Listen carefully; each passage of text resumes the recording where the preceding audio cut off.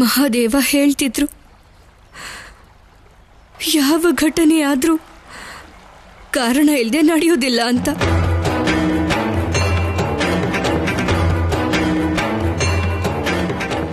ಹಾಗಾದ್ರೆ ಈಗೇನಾಗುತ್ತೆ ಮಹಾದೇವ? ಏನಾಗುತ್ತೆ ಈಗ? ಏನಾಗುತ್ತೆ?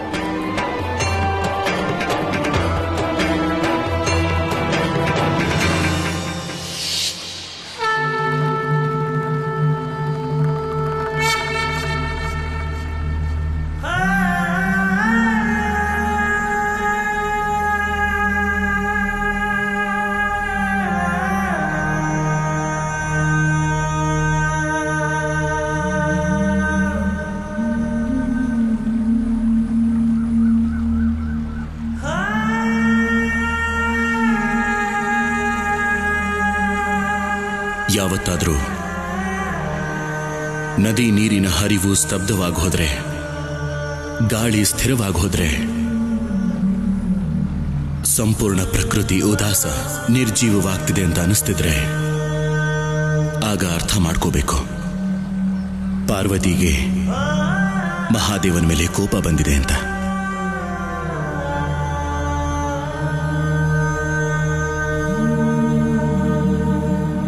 ಅವಳ ದುಃಖಕ್ಕೆ ಸಾಕ್ಷಿನೇ ಈ ಪ್ರಕೃತಿ. ಆಗ ನನ್ನ ಅರ್ಧಾಂಗಿಯನ್ನ ನಾನು ಸಮಾಧಾನ ಮಾಡುವಂತಹ ಸಮಯ.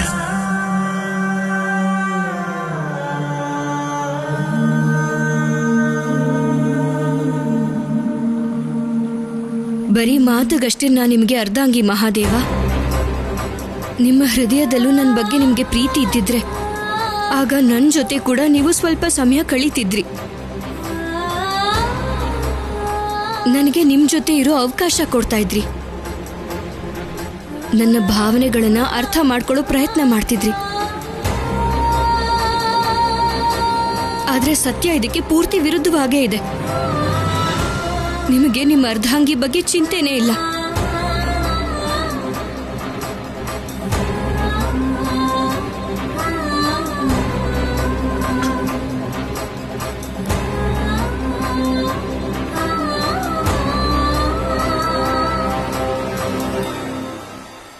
ಪಾರ್ವತಿ, ಈ ಜಗತ್ತಲ್ಲಿ ನನ್ನ ಬಗ್ಗೆ ಯಾರಿಗೆ ಚಿಂತೆ ಇರೋದಿಲ್ಲ ಹೇಳು? ಇರುತ್ತೆ. ನನ್ನೊಬ್ಳನ್ನ ಬಿಟ್ಟು ಪೂರ್ತಿ ಜಗತ್ತಿನ ಬಗ್ಗೆ ಚಿಂತೆ ಇರುತ್ತೆ. ಪಾರ್ವತಿ, ಆ ಜಗತ್ತು ನೀನೇ ಅಲ್ವಾ? ನಾನು ಯಾವುದಾದ್ರೂ ಒಳ್ಳೆ ಕಾರ್ಯಕ್ಕೆ ಅಂತ ಹೊರಟಾಗ ಆ ಕಾರ್ಯ ನಿನ್ನದೇ ಆಗಿರುತ್ತೆ. ಮತ್ತೆ ಈ ಸಂಪೂರ್ಣ ಜಗತ್ತು ನಿನ್ನ ಅವಿಭಾಜ್ಯ ಅಂಗವೇ.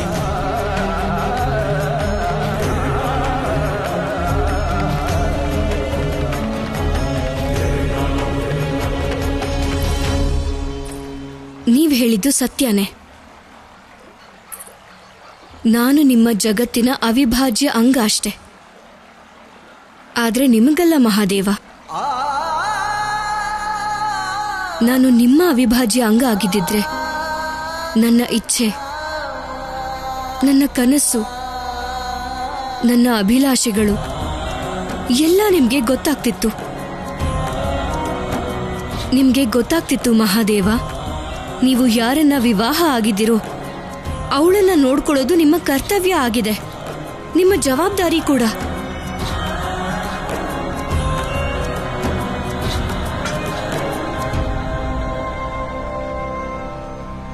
ನಾನು ಅಜನ್ಮಿ ಪಾರ್ವತಿ. ತಾಯಿ ಇಲ್ಲ, ತಂದೆ ಇಲ್ಲ. ಹಾಗೆ ಜ್ಞಾನಕ್ಕೆ ಇವರೇ ಆಧಾರ ಸ್ತಂಭವಾಗಿರ್ತಾರಲ್ವಾ? ಒಬ್ರು ಶೀಲ ಮತ್ತು ಸಂಸ್ಕಾರದ ಜ್ಞಾನ ಕೊಡ್ತಾರೆ, ಇನ್ನೊಬ್ರು ಅನುಶಾಸನ ಮತ್ತು ಜವಾಬ್ದಾರಿಯದ್ದು. ಆದ್ರೆ ನನಗದು ಯಾವುದೂ ಸಿಗ್ಲೇ ಇಲ್ಲ. ಒಂದು ವೇಳೆ ಸಿಕ್ಕಿದಿದ್ರೆ ನಾನು ಬಾಲ್ಯದಲ್ಲೇ ಆ ಜ್ಞಾನವನ್ನು ಪಡ್ಕೊಂಡಿರ್ತಿದ್ದೆ.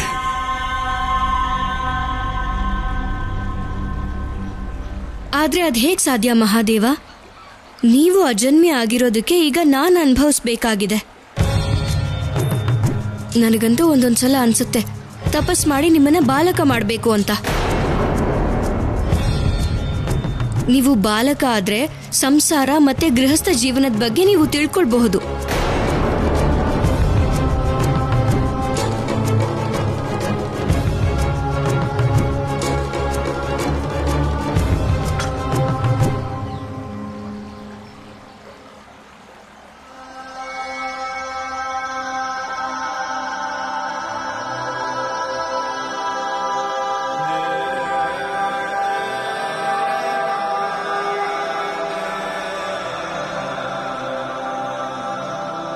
ಇನ್ನೊಮ್ಮೆ ಯೋಚನೆ ಮಾಡು ಪಾರ್ವತಿ. ನೀನು ಆದಿಶಕ್ತಿ. ನಿನ್ನ ಬಾಯಿಂದ ಬರೋ ಮಾತು ವಿಧಿಯಾಗಿ ಬದಲಾಗತ್ತೆ. ನಿನ್ನ ಮಾತು ಸತ್ಯ ಸ್ವರೂಪವಾದ್ದು. ಒಂದು ವೇಳೆ ನಿಜವಾಗ್ಲೂ ಹಾಗಾದ್ರೆ, ನಾನು ಬಾಲಕನಾಗಿ ಹೋದ್ರೆ ಆಗ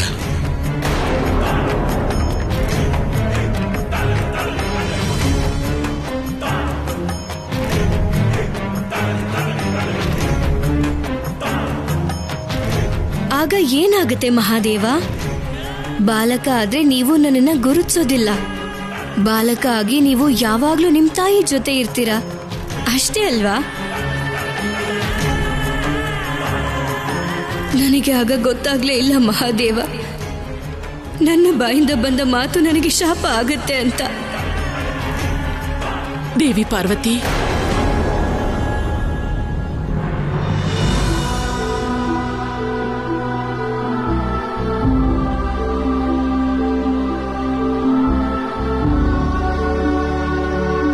ನೀವು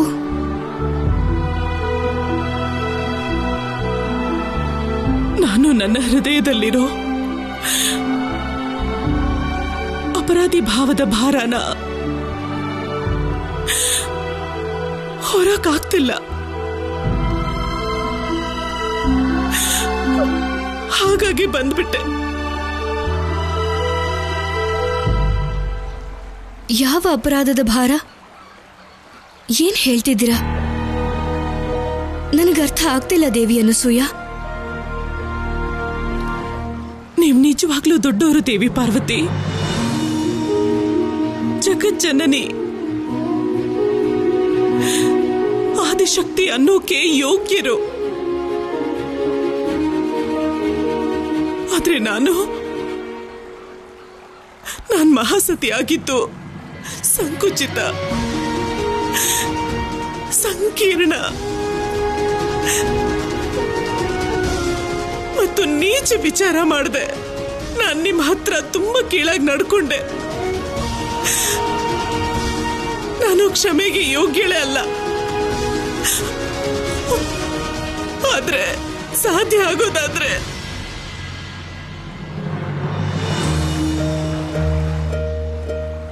ಬೇಡ, ಇದ್ರ ಅವಶ್ಯಕತೆ ಖಂಡಿತ ಇಲ್ಲ. ಕೆಲವು ಕರ್ಮ, ಕ್ರಿಯೆ, ಮಾತಿನ ನಿರ್ಧಾರನ ವ್ಯಕ್ತಿ ಮಾಡೋದಿಲ್ಲ, ಸಮಯ ಮತ್ತೆ ಪರಿಸ್ಥಿತಿ ಮಾಡೋದು. ಇಲ್ಲ ದೇವಿ ಪಾರ್ವತಿ, ನಾನ್ ನಿಮ್ ಜೊತೆ ನಡ್ಕೊಂಡಿದ್ದು ಸರಿಯಾದ ಕ್ರಮ ಅಲ್ಲ. ನಾನು ನಿಯಂತ್ರಣದಲ್ಲಿರ್ಬೇಕಾಗಿತ್ತು. ದೇವಿ ಅನಸೂಯ, ನಿಮ್ಮ ಮಾತಿಂದ ನನಗೆ ಸ್ವಲ್ಪನೂ ದುಃಖ ಆಗ್ತಿಲ್ಲ. ನೀವ್ಯಾಕೆ ಹೀಗೆ ನೊಂದ್ಕೊಳ್ತಾ ಇದ್ದೀರಾ?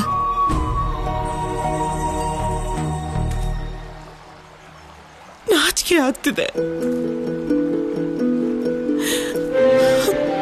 ನಾನ್ ನಿಮ್ ಜೊತೆ ನಡ್ಕೊಂಡಿದ್ದ ರೀತಿಗೆ ನಾಚಿಕೆ ಆಗ್ತಿದೆ ದೇವಿ ಪಾರ್ವತಿ.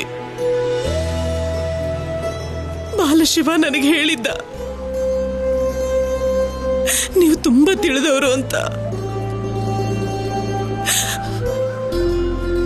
ನಾನ್ ಕೇಳ್ಕೊಳ್ಳೋದಿಷ್ಟೇ, ನೀವು ನನ್ನ ಮನಸ್ಥಿತಿನ ಅರ್ಥ ಮಾಡ್ಕೊಳ್ಳಿ. ಅರ್ಥ ಆಗ್ತಿದೆ ದೇವಿ ಅನಸೂಯ.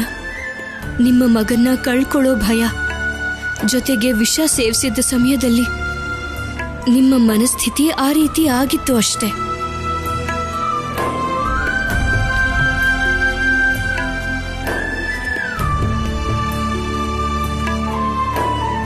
ಹಾಗಾದ್ರೆ ಇದ್ರ ಅರ್ಥ ನೀವು ನನ್ನ ಕ್ಷಮಿಸಿದೀರಾ ಅಂತನಾ? ದೇವಿ ಅನಸೂಯ, ನನ್ನ ದೃಷ್ಟಿಯಲ್ಲಿ ನೀವು ದೋಷಿ ಅಲ್ಲ. ನನ್ನ ಹೃದಯದಲ್ಲಿ ನಿಮ್ಮ ಬಗ್ಗೆ ಕೇವಲ ಗೌರವ ಇದೆ. ನಿಮ್ಮ ಜೊತೆಗಿನ ಒಡನಾಟ ನನಗೆ ಮಾನ ಅಪಮಾನವನ್ನು ಮೀರಿದ್ದು. ಆದ್ರೆ ಏನಾದ್ರೂ ಹೇಳೋಕ್ಕೂ ಮುಂಚೆ ನೀವು ಖಂಡಿತ ಯೋಚನೆ ಮಾಡಬೇಕು. ನಿಮ್ಮ ಮೇಲೆ ನಿಮಗೆ ನಿಯಂತ್ರಣ ಇರಬೇಕು. ಯಾಕಂದ್ರೆ ನೀವು ಕೇವಲ ಒಬ್ಬ ತಾಯಿ ಅಲ್ಲ, ಮಹಾದೇವನ ತಾಯಿ. ನೀವು ಸಮಾಜಕ್ಕೆ ಆದರ್ಶ. ಹಾಗೆ ನೀವು ಅದೇ ರೀತಿ ನಡ್ಕೊಳ್ಬೇಕಾಗತ್ತೆ. ನೀವು ಹೇಳಿದ್ದು ಸರಿ. ದೇವಿ ಅನಸೂಯ, ಇವತ್ತು ಕೇವಲ ನಿಮ್ಮ ಮಗನನ್ನ ಕಳ್ಕೊಳ್ಳೋ ವಿಚಾರ ನಿಮ್ಮನ್ನ ಇಷ್ಟು ವಿಚಲಿತ ಮಾಡಿದೆ. ಆದ್ರೆ ನವಮಿಯ ದಿನ ಬಾಲಶಿವ ಮಾತೆ ದುರ್ಗೆಯ ಆಶೀರ್ವಾದದಿಂದ ತಮ್ಮ ವಾಸ್ತವಿಕ ಸ್ವರೂಪ ಮಹಾದೇವ ಆಗಿ ಪರಿವರ್ತನೆ ಆಗ್ತಾರಲ್ಲ,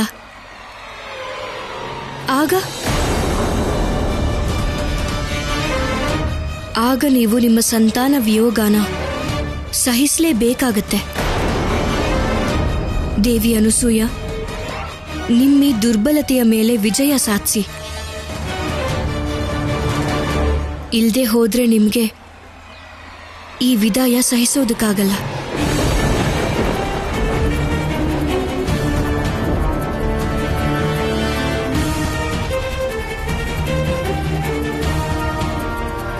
ಇದನ್ನ ಮುಂದೆ ಬರೋ ನವಮಿನೇ ಹೇಳಬೇಕು ದೇವಿ ಪಾರ್ವತಿ.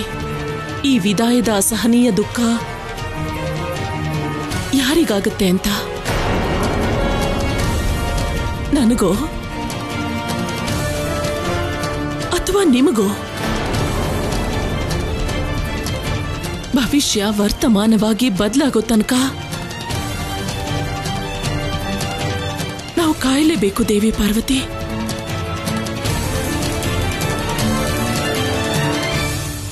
ನೀವು ಸರಿಯಾಗಿ ಹೇಳಿದ್ರಿ ದೇವಿ ಅನಸೂಯ.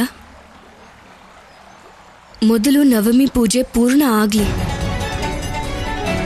ಅಲ್ಲಿವರೆಗೂ ನಾನು ನಿಮ್ಮ ಮತ್ತೆ ನನ್ನ ಇಬ್ಬರ ಮನೆಯನ್ನು ನನ್ನ ಶಕ್ತಿಯ ಮೂಲಕ ಸುರಕ್ಷಿತವಾಗಿಡ್ತೀನಿ.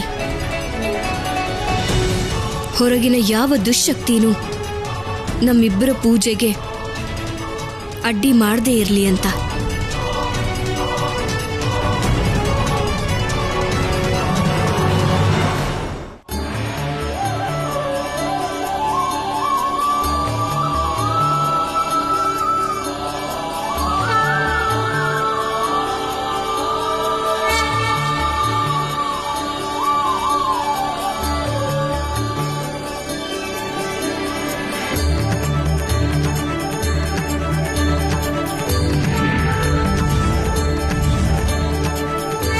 ನನ್ನೀ ಶಕ್ತಿ ಪುಂಜ ನನ್ನ ಮನೆ ಮತ್ತೆ ದೇವಿ ಅನಸೂಯ ಮನೆಯ ಸುತ್ತ ಕವಚದ ಹಾಗೆ ಕೆಲಸ ಮಾಡಲಿ. ನವರಾತ್ರಿ ಮುಗಿಯೋವರೆಗೂ ಕೆಟ್ಟ ಶಕ್ತಿಗಳಿಂದ ನಮ್ಮನ್ನ ಕಾಪಾಡಲಿ.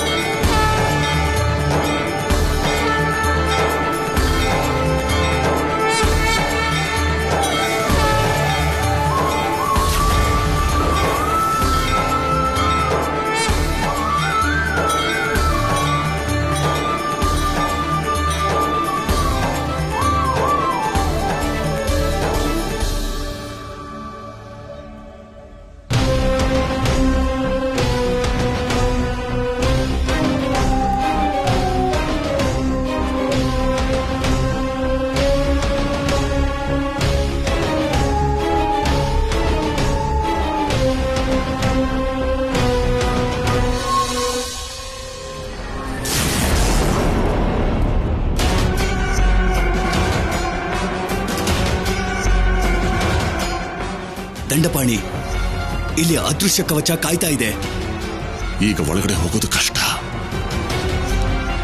ಮತ್ತೆ ಪ್ರಯತ್ನ ಮಾಡ್ತೀನಿ.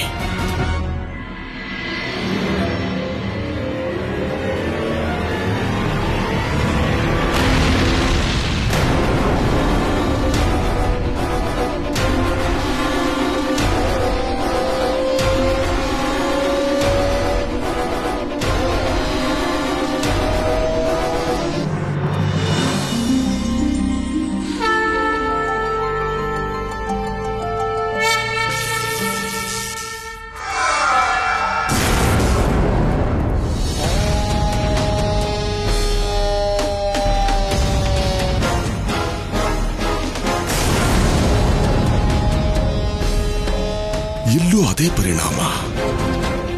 ಇದರ ಅರ್ಥ ಎರಡೂ ಮನೆಯೂ ಅದೃಶ್ಯ ಕವಚದಿಂದ ರಕ್ಷಣೆ ಮಾಡ್ತಿದ್ದಾರೆ.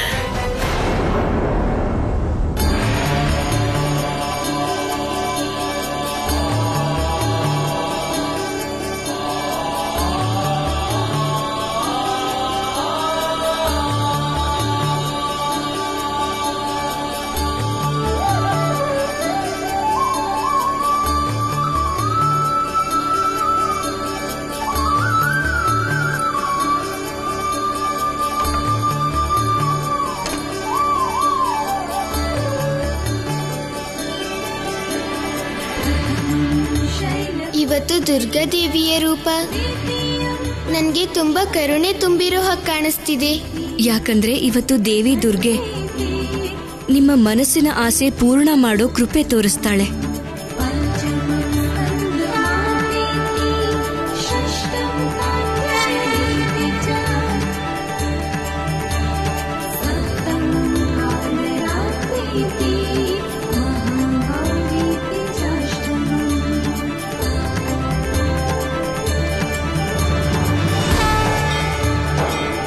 ಇವತ್ತು ನಿಮ್ಮ ಈ ಬಾಲ ಸ್ವರೂಪಕ್ಕೆ ಕೊನೆ ದಿನ ಮಹಾದೇವ.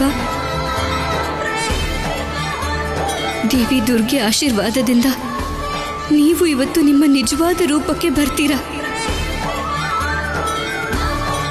ಇವತ್ತು ನನ್ನ ಜೊತೆಗೆ ಈ ಜಗತ್ತಿನ ನಿರೀಕ್ಷೆಗೂ ಕೊನೆ ದಿನ ಮಹಾದೇವ.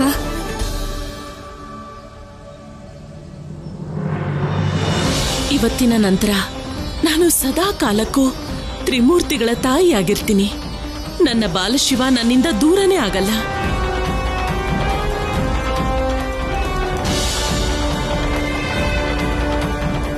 ಆ ನಿರ್ಣಾಯಕ ಕ್ಷಣ ಹತ್ರದಲ್ಲಿದೆ.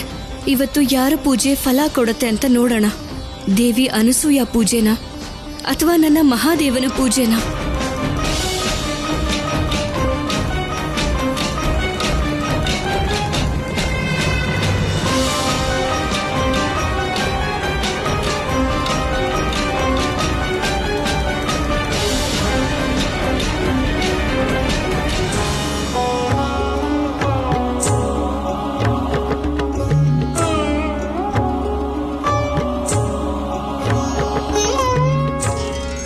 ದೇವಿ ಸರಸ್ವತಿ, ಇನ್ನು ನಾವು ಕೂಡ ನಾರಾಯಣ ಮತ್ತು ಬ್ರಹ್ಮದೇವರ ಸ್ವಾಗತಕ್ಕೆ ಸಿದ್ಧತೆ ಪ್ರಾರಂಭ ಮಾಡಬೇಕು. ಹಾ ದೇವಿ, ಇಷ್ಟು ಕಾಲಗಳಾದ್ಮೇಲೆ ನಮ್ಮ ಪತಿ ನಮ್ಗೆ ಮತ್ತೆ ಸಿಕ್ತಿದ್ದಾರೆ. ಅವ್ರ ಸ್ವಾಗತನ ಕೇವಲ ನಾವಲ್ಲ, ಅವ್ರ ಸ್ವಾಗತನ ಸಂಪೂರ್ಣ ಬ್ರಹ್ಮಾಂಡ, ಎಲ್ಲ ದೇವಿ ದೇವತೆಗಳು ಮತ್ತು ಸಂಪೂರ್ಣ ಪ್ರಕೃತಿ ಮಾಡುತ್ತೆ. ಸತ್ಯವಾದ ಮಾತು ದೇವಿ. ಚರಾಚರದ ದೇವ ತ್ರಿಮೂರ್ತಿಗಳು ಈಗ ತಮ್ಮ ತಮ್ಮ ವಾಸ್ತವಿಕ ಸ್ವರೂಪ ಪಡ್ಕೋತಿದ್ದಾರೆ. ಎಲ್ಲರೂ ಕಾಯ್ತಿರುವಂಥ ಗಳಿಗೆ ಈಗ ಹತ್ರ ಆಗ್ತಿದೆ.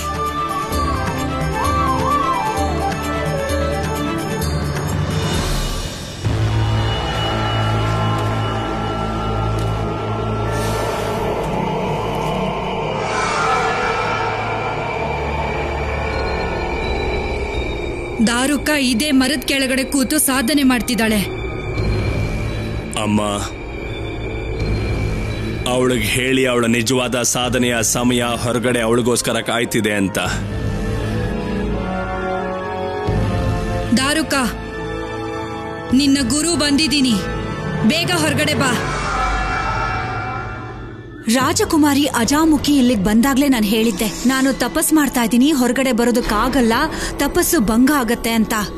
ಇವತ್ತು ಕೂಡ ಅದನ್ನೇ ಹೇಳ್ತಾ ಇದ್ದೀನಿ, ಹೊರಟೋಗಿ, ನನ್ನ ತಪಸ್ಸಿಗೆ ಅಡ್ಡಿ ಮಾಡಬೇಡಿ. ದಾರುಕ, ದಾರುಕ, ನಿನ್ನ ತಪಸ್ಸು ನಿಷ್ಠೆಗೆ ಪ್ರಸನ್ನರಾಗಿ ನಿನ್ನ ಗುರುನೇ ನಿನ್ಗೆ ಉಡುಗೊರೆ ತಂದಿದ್ದಾರೆ.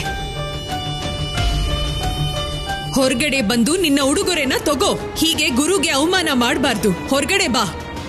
ಈಗ ನನ್ಗೆ ಉಡುಗೊರೆ ಬೇಕಾಗಿಲ್ಲ. ಉಡುಗೊರೆ ತಗೊಳ್ದೇ ಇರೋದು ಯಾರಿಗಾದ್ರೂ ಅವಮಾನ ಮಾಡ್ದ ಹಾಗಲ್ಲ. ದಾರುಕ, ಈಗ ನೀನು ಹೊರಗಡೆ ಬರ್ದೇ ಇದ್ರೆ ನಿನ್ನ ಪ್ರಾಣ ಹೊರಗಡೆ ಬರುತ್ತೆ. ತಪಸ್ ಮಾಡೋದಕ್ಕೆ ಜೀವಂತವಾಗಿರೋದು ಅಗತ್ಯ ದಾರುಕ.